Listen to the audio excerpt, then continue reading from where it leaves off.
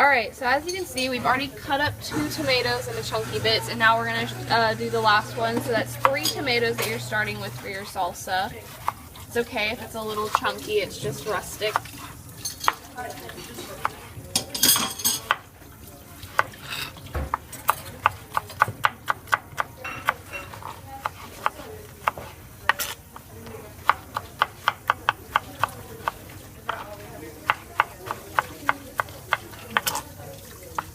Cutting is going to be the majority of our video.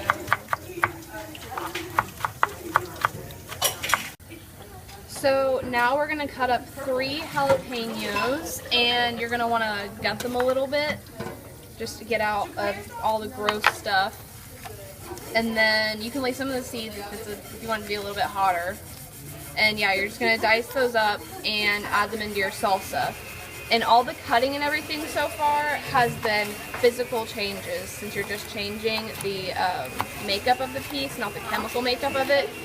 You're not changing chemicals by just cutting it into little squares. So now you're going to cut your onion. You're probably just going to need about half of that because you're going to end up needing half a cup of onion. So dice that up. So now you can see that we've cut up half of the onion. That was just a physical change, but now we're going to do our chemical change by washing off the onion in a colander. Whenever you cut the onion, that releases a bunch of sulfur compounds, and by washing it, you're washing all that off. And by washing off the sulfur compounds, that will make everything taste more fresh. So you're just going to rinse those off in the colander, make sure they're good and dry, and then dump them in. So now you're going to cut up your cilantro. You need about half a cup of that, but you don't really have to be too particular with it. Just whatever you like, however much cilantro you want.